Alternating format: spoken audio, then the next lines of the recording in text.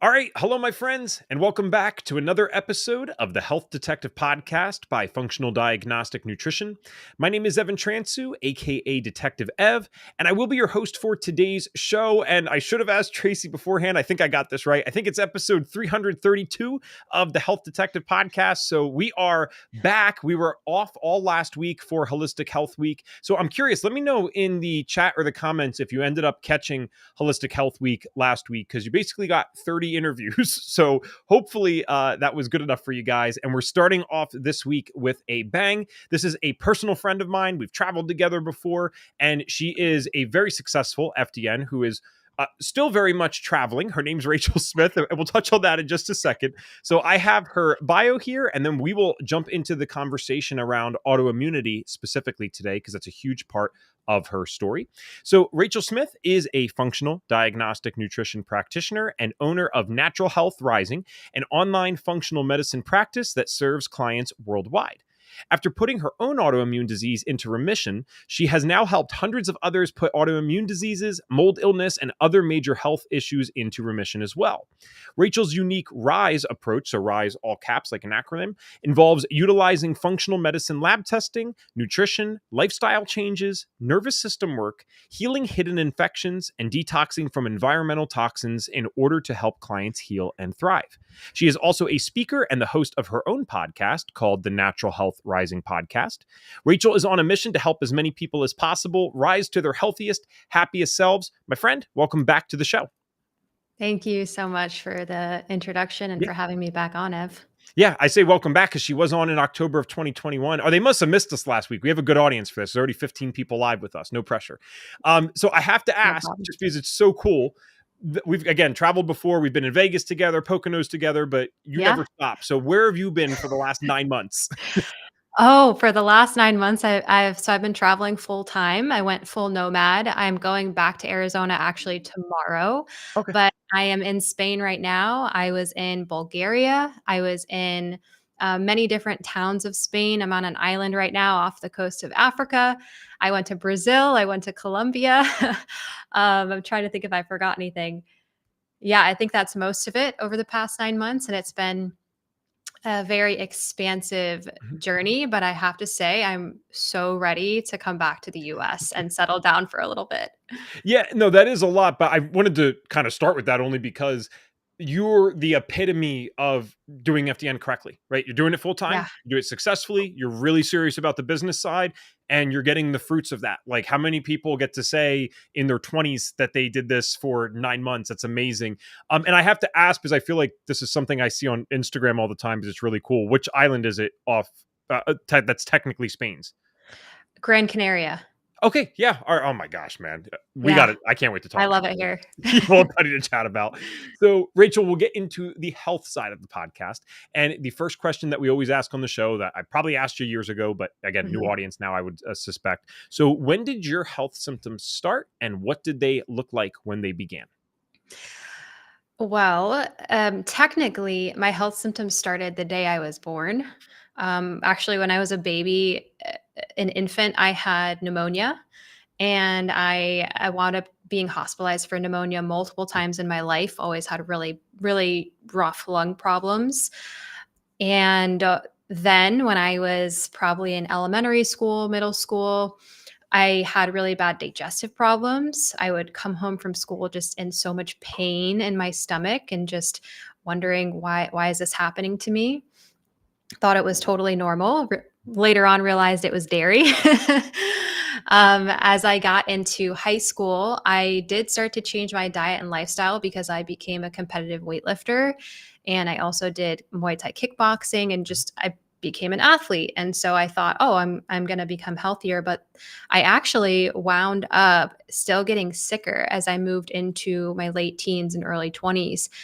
And I would say, yeah, late teens, 18, 19, 20, my hair was falling out. I had heart palpitations, trouble swallowing, insomnia, worse digestive problems, anxiety, panic attacks. It was just any symptom, you name it, I probably had it. And I had gone to doctor after doctor after doctor, as many people do in these situations, And every single time they told me my blood work was normal. Um, Pretty much just told me, you're too young for any serious things to be going on with you. We don't see anything wrong. Would go to specialists, GI specialists, you name it. And it wasn't until one night I believe I was 20 years old, 21 years old. I had extremely bad heart palpitations in the middle of the night. It actually woke me up. Mhm. I thought I was having a heart attack. I called 911. I said, there's something really wrong. They came, they did the EKG. They said, yeah, there is something that's off. Took me into the hospital. I wound up getting admitted. And they said, we have to do an exploratory heart surgery on you. So I'm sitting here like, what the heck? That is so scary. Out of fear, I wound up going through with the surgery. And I woke up. It was quite a traumatic experience waking up. And I immediately remember asking, what did you find? And they told me, oh, nothing's wrong. No electrical problems going on with your heart. For me, that was the absolute last straw. And that is what really propelled me to try functional medicine and holistic health. And that was actually where I finally got my answers. Very shortly after that, I figured out I had an autoimmune disease. My first functional practitioner made me change my diet, my lifestyle, and my symptoms started going away very quickly. And so I became very interested in this and super passionate, and wound up going back to school for this. That's awesome. I guess it has been a while because there's no way that you would have not told me about the exploratory heart surgery last time. And like, I felt like I Mhm. heard that for the first time. That's crazy at Yeah. any age, let alone early 20s going through something like that. So I guess on one end, it's great that they didn't find anything in that sense, but that's still pretty darn scary to have to go through that. So Yeah. I'm curious, you said shortly afterwards, that was enough was enough, and you're choosing this functional medicine route, but not everyone knows that that even exists, right? Even if they wanted to make that choice hypothetically, they might not know that it's there. Yep. So, how did you get introduced to the more functional side of things to even be able to make that choice? That's a really good question. So even though I was seeing conventional doctors for years trying to figure it out, behind the scenes, I was actually doing my own research, Dr. Google.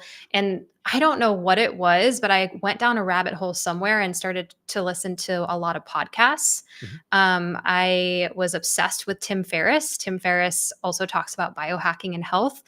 I also listened to another health podcast that I really loved. And as I'm listening to all the stories and tips on there, I started trying things. Like I was doing cold showers when I was 20 years old. Yeah, so this was, almost a decade ago. Mhm. Um, I was trying meditation. I actually tried being vegan before I even tried functional medicine, which did not work out for me. And so I had been learning on the back end and kind of started to learn about functional medicine and holistic health that way. And I just didn't like it was really that heart experience that I said, okay, you know what? I don't trust these people anymore. I'm going to try and find some other sort of practitioner who can help me. And I'm sorry sometimes when I'm live, like, like you're present, but your mind's racing because you are live, right? So I'm sorry if we missed this, but just to be clear, because this isn't something that was in your bio either. It's like you were taking a pre-med route. You're not like some hippie that was just challenging the normal system. Weren't you going into school for like biology and medicine before? Yeah. Yeah. So I wanted to work in health because prior to my own health issues, my brother had passed away from a prescription drug overdose. And also, my grandfather passed away with cancer. And I was very naive and thought, oh, if I go into medicine on the administrative side and I work for the CDC or become an executive of a hospital, I can come in and I can change things. Mhm. And so originally I had gone to school for healthcare administration, got that degree. I was actually working in corporate healthcare for one of the biggest for-profit healthcare organizations in the US. And I thought I was on my way. And I left that job when I had gotten really sick and discovered functional medicine. After that, I went back to school for pre-med to get a second bachelor's degree. And then I actually did get into medical school. Okay. So I Yeah. went to medical school for a little bit and then dropped out to become an FDN essentially. Oh, that is amazing. And Yeah. no, I just think it shows to the validity of your story and also your intellect, because you said you're researching your own stuff. It's like, no, you're a very credible person that was having experiences. It was not Mhm. working. You're getting treated from Western medicine. It's not like you weren't open to it.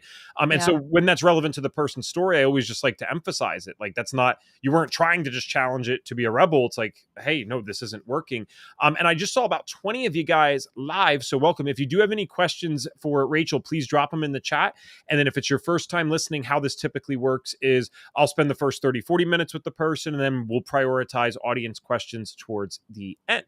So Rachel, I want to focus on the main topic today because I think you could share so much on it. Normally I spend a little more time on the stories, and perhaps we can do that at a different time, but I know you have so much great stuff to offer people that I want to kind of extract that out of your brain.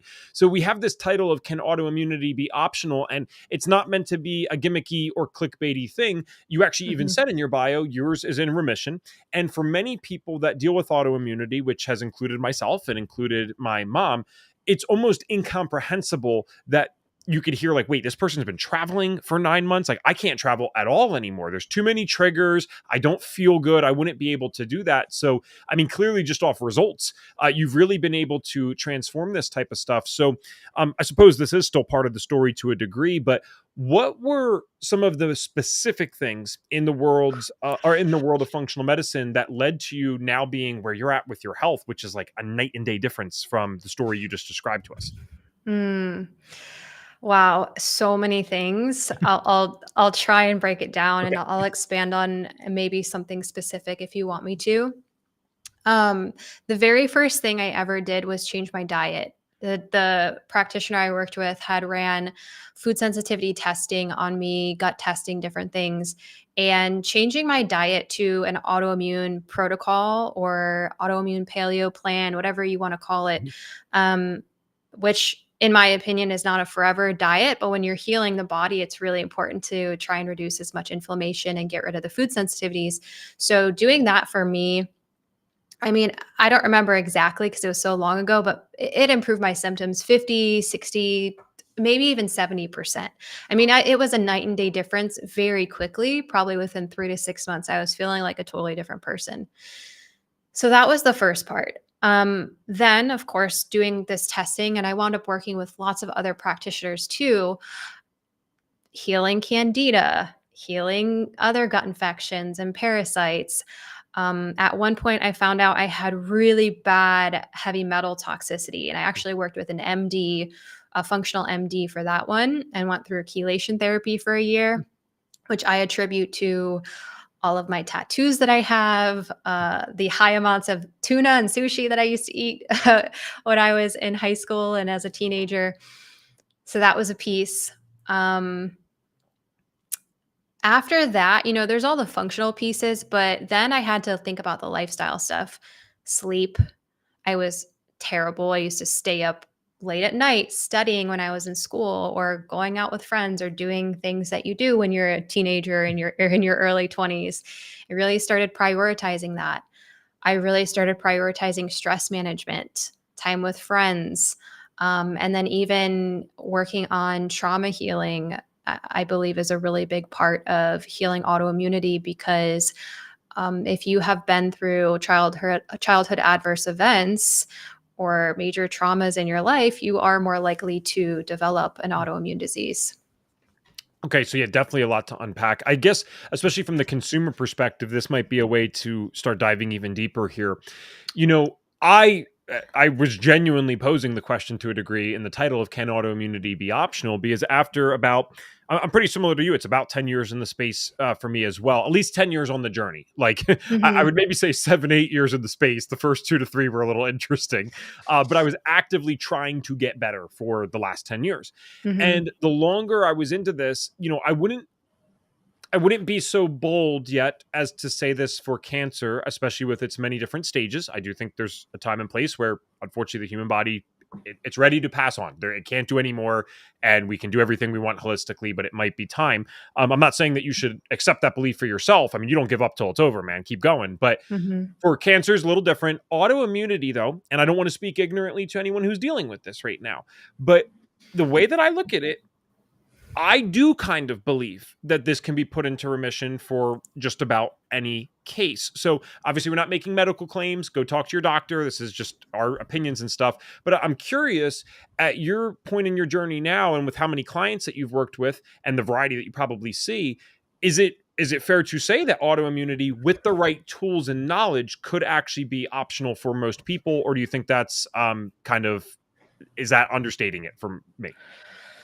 I would say for most people, it's optional. Okay. And I think remission can look very different depending upon where you're at in your life and depending upon the disease or Mhm. disease.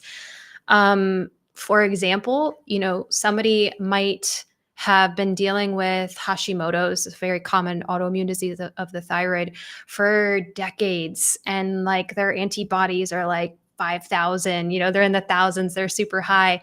Their thyroid's really damaged, their body's really, really beat up. And then finally they find functional medicine. Like, we can do a lot. And I can even think of somebody off the top of my head right now who's a client who we took her antibodies from in the thousands to in the hundreds. We're still working together. But, that was after her suffering for over a decade, being super sick. And she feels amazing. Her life is totally different. Now, are we still working together? Does she still have some symptoms? Yes. Is there going to be a point where maybe there's like a symptom or two lingering because she's dealt with something for so long, and maybe it really beat her body up? Maybe that is her remission where she gets to a certain point. But for a lot of people, you can get yourself to where your antibodies are none to very low, to where your symptoms go away completely. It doesn't mean that you just go willy-nilly, go back to eating whatever you want and living whatever lifestyle you want. If you actually adopt it as a lifestyle, the health changes that you make, you can maintain those health changes over time. Yeah, and I think that's kind of a key point. And again, this is my opinion and observation. I'm not saying that I can prove this from a clinical perspective, that's for sure. But it almost seems to me that once the let's call it loosely, like the pathways of the autoimmune disease are activated, so to speak, it seems to be easier to re-trigger in the future. So yes, when I'm Yeah. talking about a remission, I mean, the person's numbers are good and they feel good. That doesn't Yeah. necessarily mean that if all of a sudden, yeah, they start binging, I'll use an easy one, like gluten all of a sudden, non European gluten, so like US gluten, that they might not experience the symptoms again. But as far as I'm concerned, if you have a disease that has no blood markers anymore proving that it exists in your body, the other labs are good, and you feel like you did at one point in your life, hopefully amazing. Well, to me, that's about as good as it gets, right? Even if it could be reactivated, I think that's a very amazing thing to achieve. So when you're working with clients now, where do you guys start? Because I'm sure maybe your labs have been adjusted over time. I feel like you've studied ever since I met you. You've always been studying something, like, hey, I'm learning this right now. Hey, I'm taking this Yeah. course. I'm doing this. Yeah. So where do you start now with autoimmune clients? Yeah. I want to say one more thing about your last Oh, question. sure. Just thinking of the listeners or who could be listening, I want to give some examples really quick of what I have seen, and I'll keep it short. It's okay. I have seen clients with multiple sclerosis go from having debilitating pain and numbness and tingling to literally living, walking, completely normal lifestyle. Maybe they get like a little bit of burning in their foot when they feel stressed out or something, but totally normal again. I have seen people with alopecia areata regrow all of their hair on their head and feel confident and not be bald anymore. I have seen countless people with rheumatoid arthritis get rid of their joint pain and inflammation completely. I have even helped a girl who the doctors kept telling her, we have to do surgery on your wrist. We have to do surgery on your wrist. Nope, completely healed, never had to get surgery on her wrist. Hashimoto's, Sjogren's, the list goes on and on, EOE. So I just want to make a point, like, I gave that one small example, but there are so many different autoimmune diseases. There's over 100 autoimmune diseases, but some of those more common ones I've seen really good success with. So Awesome. I just wanted to plant that. Thank you. Um, your question is, where do I start with autoimmune clients? So I always ask, quite a few questions to try and understand if they need certain labs. But I like to do a GI map test with everybody, because if you have an autoimmune disease, you have leaky gut, you probably have some gut infections going on. I like to also do the organic acids test by Mosaic Diagnostics. I like to do the hair tissue mineral analysis test, and then a comprehensive blood panel. So iron panels, vitamin D, CBC, CMP, all of that. And then if I believe they have mold illness or mold toxicity, I'll run a mycotoxin panel. How often we could spend a whole podcast on each one of those, but how often are you seeing these autoimmune clients with lower than not vitamin D levels? I'm curious about that. I'm got to ask. I'm the light guy, right? Very consistently, most people. Yeah. It's like so many. There's a fascinating chart, and I'm sorry, I can't pull it up offhand, but there's a fascinating chart that shows rates of autoimmunity in relationship to the equator. And of course, that doesn't correlate perfectly with vitamin D levels, and correlation isn't causation anyway. But it is fascinating to see, and I think this is for a variety of reasons. Generally speaking, the farther you move away from the equator, you're getting less and less sun. You're certainly having more seasons and more extreme weather that's cold, at least. And it's very fascinating to see what happens with that. That's a huge component of this, especially for the MS clients. So I appreciate you bringing up that particular story, because I think that's why I was like trying to be careful with my wording when I said I don't want to speak ignorantly, because many autoimmune conditions can make people suffer greatly. But like, there's only a handful, I should say, that they can be directly fatal in and of themselves, and MS is one of them. The person can deteriorate to the point of death. And so when you hear stuff like that, if I had that condition and I'm listening, I'm like, wow, this is amazing. So actually, the audience is participating, so this kind of leads to my next question. This is perfect. One person just had a comment saying it's truly a blessing to see people improve their health and life quality. Indeed, it is. And then Celia said, GI map with zonulin. Are you adding the zonulin to the GI map? No, I think it's a waste of money. Okay. So going to the GI map specifically, because I kind of want to break all these down to the degree that we're able. You said, okay, we're already assuming that they have leaky gut. So fair enough. And perhaps that's one of the reasons that you don't care about the zonulin as much. And by the way, you guys can look that up. That's right on PubMed. So Western medicine shows that almost all cases of autoimmunity seem to have a leaky gut or intestinal permeability component, as they'll call it. And that's them. So you can always usually add 10-20% to that. So I would say it's pretty much every autoimmune client as well. I'd have to agree.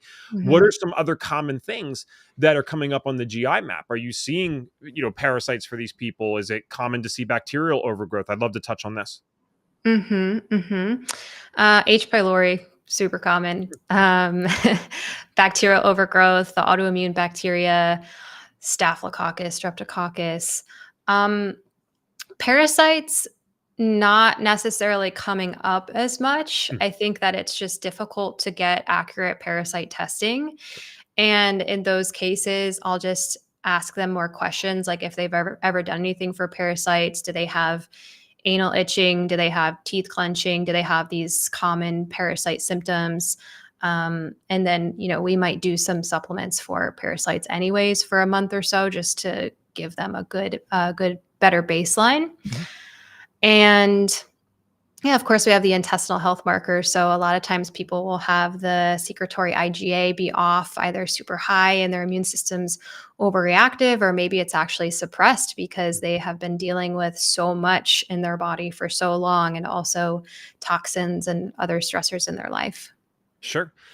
We had someone say, where do you start with Crohn's? And that obviously is an autoimmune. So is there anything that specifically would change with that, or would you consider that relatively similar to the concepts that you shared with like general autoimmunity? It's all very similar. When it comes to specifics of autoimmune diseases, I still want to know what the root causes are, which is where all of the questions and testing comes in.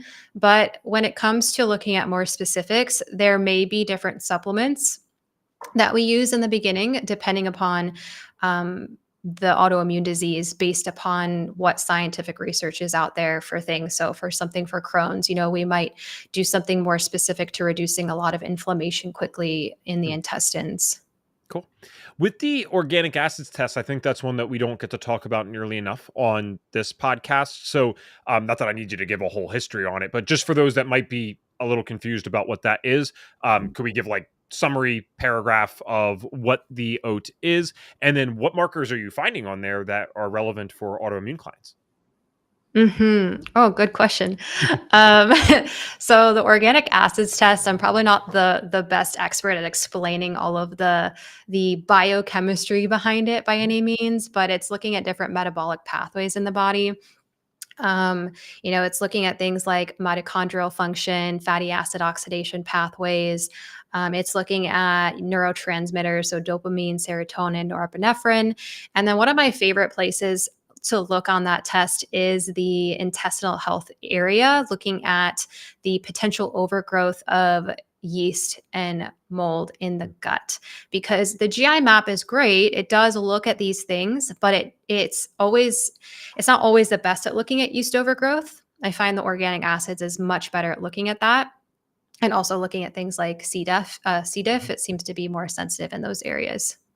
Cool. And then with the hair tissue mineral analysis, I mean, you mentioned personally that you had heavy metal toxicity. And then I'm Mhm. imagining just because of the stress that comes with autoimmunity, like a lot of these people are a little lower on the minerals than not. So I'm curious though, are you finding that for the hair tissue mineral analysis, are a lot of these people metal toxic? And I know that might not necessarily show on the first test. So whether it's the first or second, I'm just wondering, are you finding that a lot of these people actually do have metal toxicity? Yeah, so just as you said, it's not going to show the full metal picture.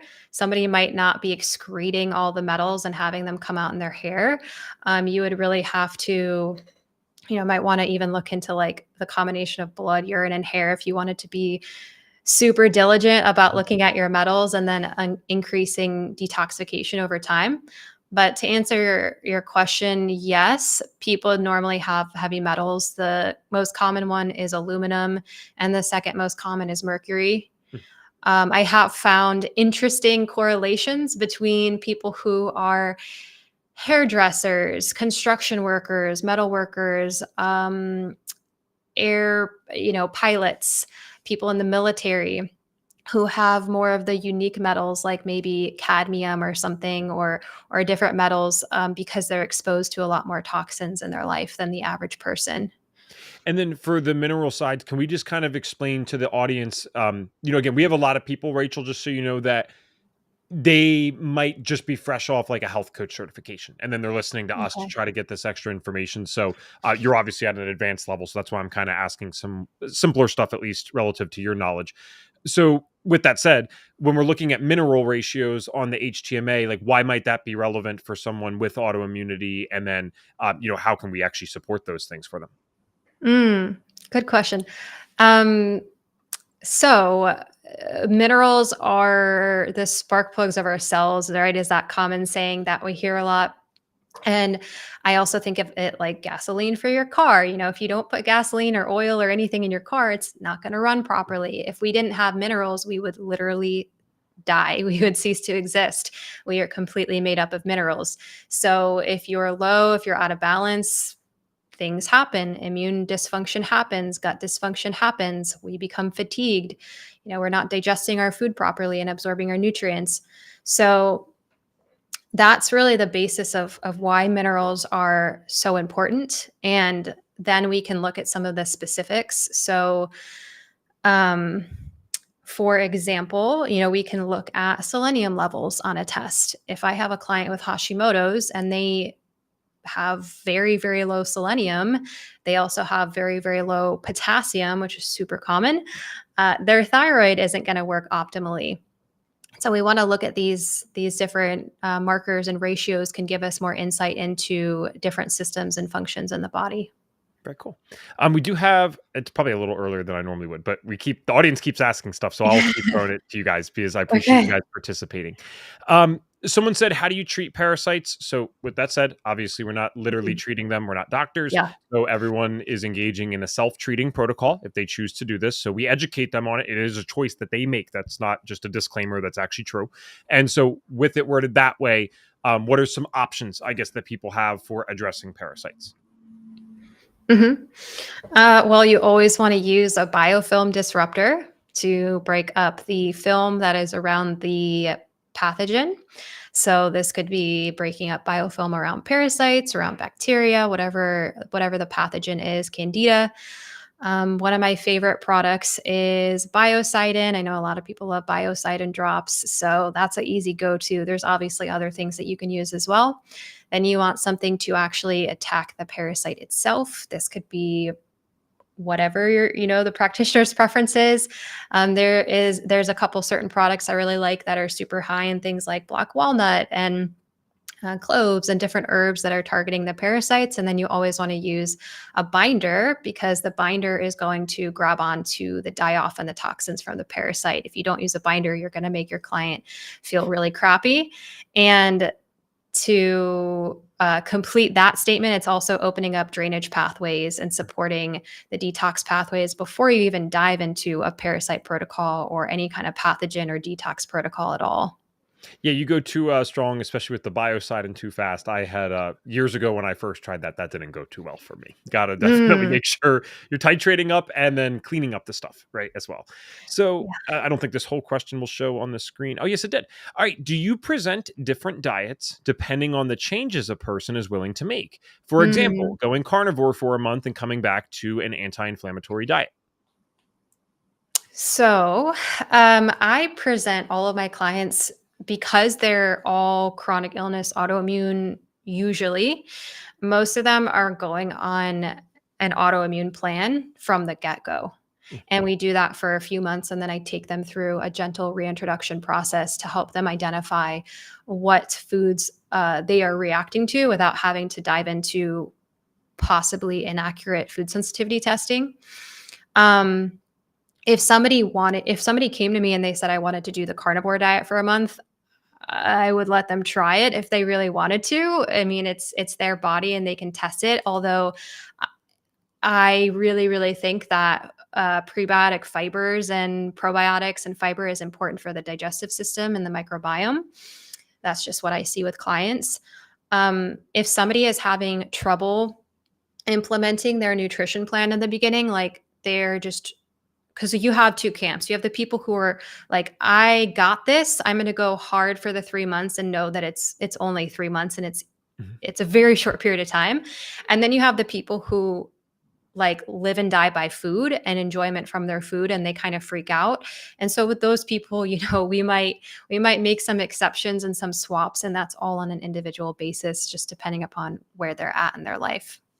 Yeah, and all this is just a personal follow-up for clarity for people. If they haven't heard of the autoimmune protocol, autoimmune paleo diet, I've heard it both ways as well, right? AIP Mhm. diet. We're saying it out loud. It's obviously a paleo diet, but we're adding that word of autoimmune. So I Yes. think I'd have to imagine most listeners are familiar with paleo. So how is that a little bit different though if it's autoimmune paleo diet? So we're taking out more foods. We are taking out nuts and seeds, eggs, nightshades, chocolate, coffee. I think that's it. Yeah, those are the additional That's it. ones that we take out. Well, listen. There are so many swaps. I tell all my clients or when they first come to me because they're like, "Oh no, I can't have this food." Trust me, there is a swap for everything, and I will challenge anybody who says that there's not a swap for something. The thing that's crazy is a decade ago when I was doing this diet, there was not, I couldn't just go to the grocery store and buy a cassava tortilla wrap that is in the frozen section from Siete, or I couldn't find like tiger nut butter instead of almond butter. So there's so many options out there for the swaps. It's not as hard as people think. Yeah, I love that you said that because I totally agree. Like as this has become a bigger and bigger thing, like all these companies respond to the consumer demand. So we vote with our dollars, and if we're all saying we want organic, they do organic. If we say we want gluten free, they do gluten free. Now we do have to be careful because there's a lot of sketchy brands out there that they're good at putting the label of gluten free on and they might meet the requirement for that even, but the other ingredients are crap. And so I do agree though that there's a lot of great stuff. You wouldn't necessarily eat it every day. But Mhm. like Maddie and I have been enjoying this gluten free mac and cheese recently. The ingredients are overall fine. Again, I don't know if I would eat that in general every single day, but like as fun little Sunday meal that we're having together, it's perfect. And mac and cheese, dude, I love mac and cheese. I haven't had that in years, and we just Yeah. discovered this recently. But like, there's no way that that was in the store 10 years ago. So especially with things like gluten, dairy less so, but definitely still yes, dairy. There's Mhm. great replacements for this stuff. Gluten doesn't even matter to me. That one truly you can replace and never think twice about it. You're going to spend more, but you can replace it and never think twice. Dairy's a harder one to replace, but hey, all good there. So looks like the questions may have paused for a second, so I can go back to my line of questioning here. Cool. I wanted to know, so nowadays, I mean, there's so many things to talk to you about regarding FDN and then also this autoimmune side. So how has, if I can shout out FDN, how it has the FDN course and program been a part of Mm. your journey into being able to do what you do now? Because I do know you have other certifications and areas of study, obviously, but and you don't need to overemphasize it. I just want to know the true answer. Like, how much has FDN contributed to where you're at now, health wise and business wise? So, business wise has completely changed my life. I mean, if I if I had dropped, I wouldn't have dropped out of medical school if I didn't know that FDN existed. To be very clear, I kind of had talked to somebody in FDN before I dropped out and understood that I could run the testing because I knew that at the root, that's really what I wanted Mhm. to kind of back up all the lifestyle stuff and make the real changes that really work. So from that perspective, I can't see me doing my business without the functional lab testing, and that's like everything. And when I first started, I did use FDN's foundational labs that they teach and really enjoyed that. And then I learned more and I branched out and I tried different things and I kind of found my own path. But I think the basis of what it was taught throughout the entire program and the just all of the support you get, even being a new FDN, the extra help you can get reviewing labs. I learned so much from doing, I don't do those consults anymore, but in the beginning, like I would always review with an advisor and try and learn as much and absorb as much as possible. And you get your own mentor Mhm. in that. Like if you were to just learn this stuff on your own, you do need someone to help you with your practice as you are practicing this stuff and learning over time. Yeah, and you used the word foundational labs, and that's exactly what they're supposed to be. They are foundational. Mhm. FDN is a system that can anyone can come do this, and if that's all you ever did, I mean that's great. You'll be able to help a lot of people, and you'll get them to a much better place in their health. And then the world of medicine, healthcare, nutrition. I mean, these are ever evolving things. So I've said this recently on a podcast too, and I think I said it in our holistic health week last week. It's like I almost wish that anyone, whether they're a traditional MD, an FDN practitioner, an IIN health coach, acupuncturist, I don't care what you are, but if you're in this area of healthcare where you're helping other people with their health, I almost wish like there was a commitment that we had to make to lifelong learning until we have answers for 100% of people 100% of the time, which clearly we don't. No one has that. Then it's like I think we have a duty to them to make sure that we're continuously educating ourselves so that we can serve clients at a higher and higher level. And Mhm. speaking of which, one of the things that you got super good at is knowing about Lyme disease and the implications there. And Oh, we couldn't not shout this out on the podcast. I wasn't going to not bring this up. yeah. So Rachel's not only an FDN grad, but you've gotten advanced enough with this stuff that you're actually helping produce advanced courses for us. So you Yeah. just co-created an advanced Lyme course for us. So let's talk about that. Oh my gosh. I don't know why I didn't think we were going to talk about this today. Yeah. So I really have to shout out Dr. Tom Moorcroft for being the bread and butter for that course, to be honest, because he is the one, and if nobody knows who he is, uh, he is a doctor who has been treating very sick Lyme disease, tick-borne infection clients for over 15 years. And he's really good at what he does using natural protocols as well as antibiotics. And we came together actually almost 2 years ago, which is crazy. It was a very long creation process. And we decided that we wanted to bring something to functional practitioners like myself to be able to learn how do we deal with people with Lyme disease. And I really resonated with this when he first brought it to me because I remember the first time I had came in contact with a client who I realized had chronic Lyme disease, who I was already working with. And I felt like I didn't have a lot of knowledge to help them. And also, even going through and asking people in FDN, like, I feel like I needed more direction. And so, he really comes in that course with all of that stuff that you need as an FDN, the understanding of the antibiotics. How do you determine if someone should get Lyme disease testing? What's the right Lyme disease testing to use? Because a lot of people aren't using the right stuff. When do you test? What are all the symptoms? What do you look for? What are the herbal remedies and protocols that you can confidently give your client who has either acute or chronic Lyme disease, and what's that whole process look like? So that can be literally life-changing for somebody.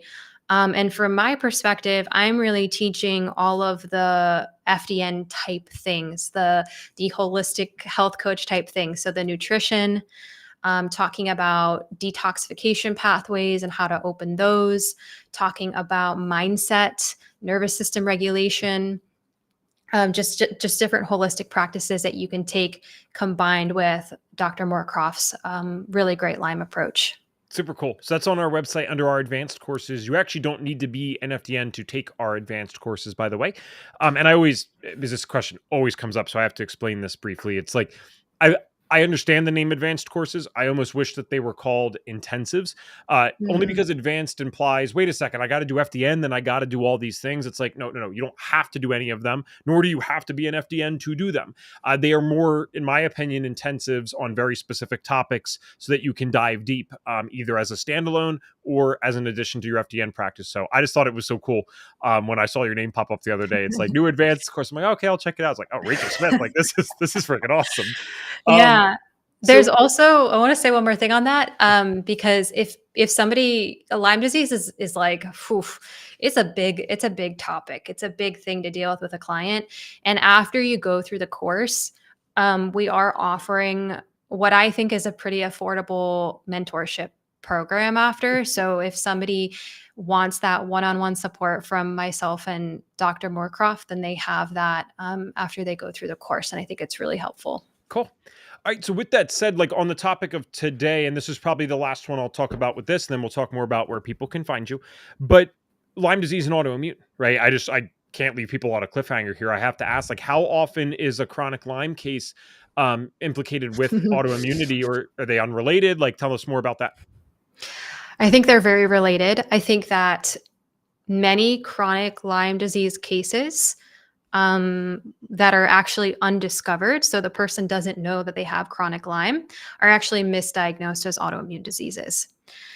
This has been my experience with chronic Lyme people, is I'm actually discovering the Lyme disease, and the clients have been suffering with Crohn's disease, Hashimoto's, lupus, rheumatoid arthritis. I'm just thinking back to some clients who have came to me telling me, hey, this is what I have.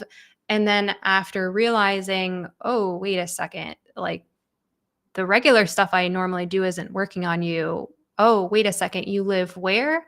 Mhm. Oh, wait, your dog had Lyme disease, or you have horses, or you live on a farm, or you got bit. Wait, you got bit by a tick. So really investigating that stuff and realizing that, okay, you actually have Lyme disease. And that was really the main root cause for you that became this labeled autoimmune disease that you got. So I think it's a lot more common than people think. And it's typically those people who have resistance to the protocols, and they're not getting better, and you feel like you've done everything. You really got to ask those additional questions to figure out if it's something like that going on. Well, it's such an important topic for someone like me who grew up and still lives in Pennsylvania. They do these surveys and studies every year on like the ticks that are in our area. But there's so many. People can't comprehend it if they're not like from the Northeast or the East Coast in general. Like, I mean, if I go through the backyard and I walk barefoot for 500 feet that way and 500 feet back, it's not like, I guarantee I'll have a tick on me. Like, so you're just picking them off or flicking them off because they haven't attached yet. Yeah. But it's just something you have to constantly be aware of here.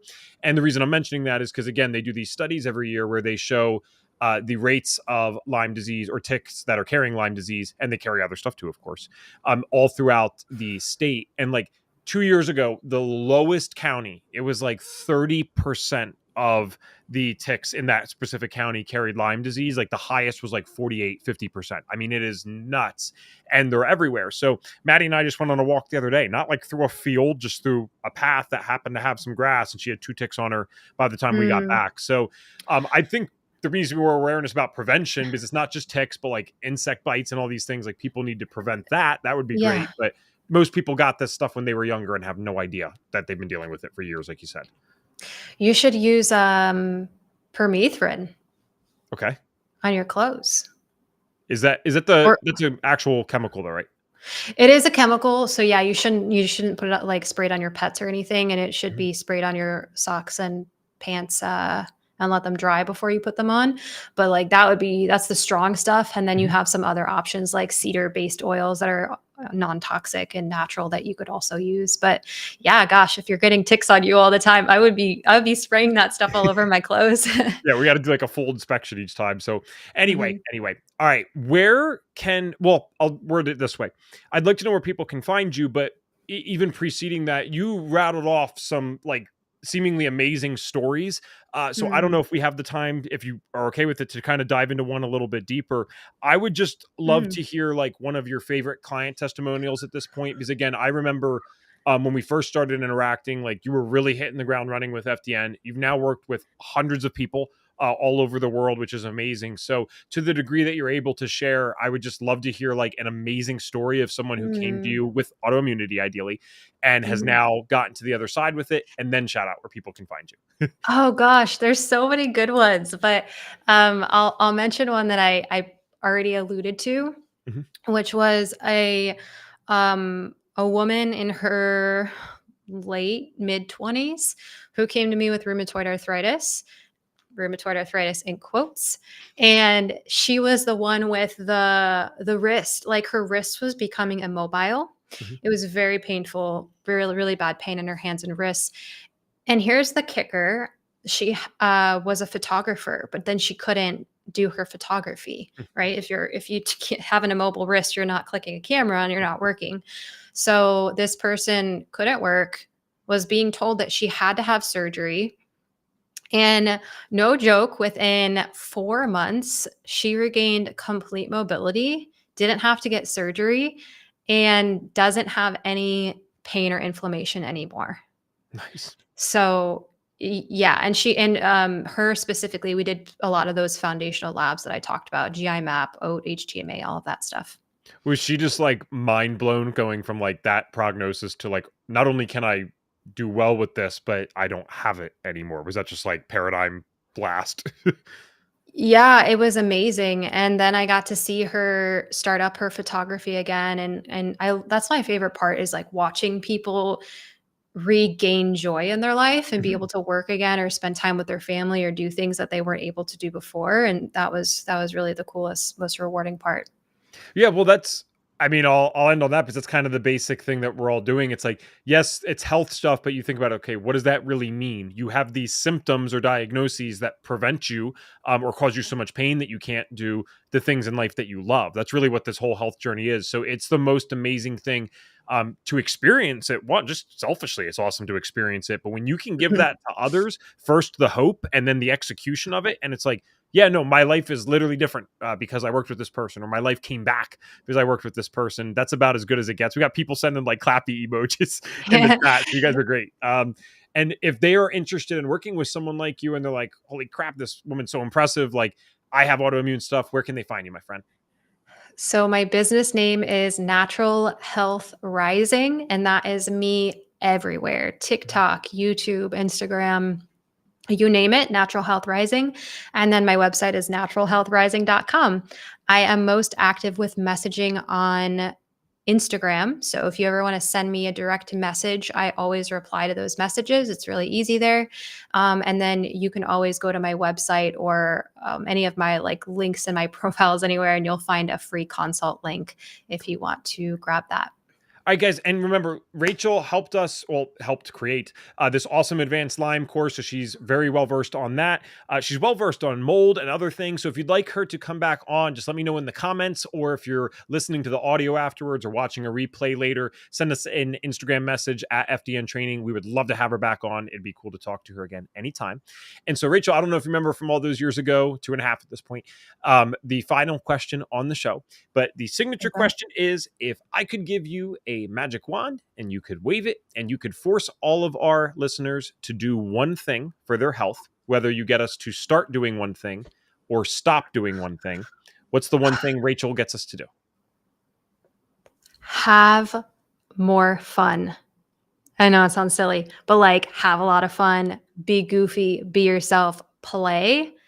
Because, oh my gosh, we get so stuck in our heads, so stuck in our work, so stuck in our health, obsessing over our health and all these things we have to do. We forget that actually, if we just let go and play and have fun and dance and be goofy, a lot of that stress and that stuff will melt away. And it's really good for our health. Cool. Thank you so much, my friend. I have a good feeling we will be doing this again sooner rather than later. So we appreciate your time. Thank you so much. You're such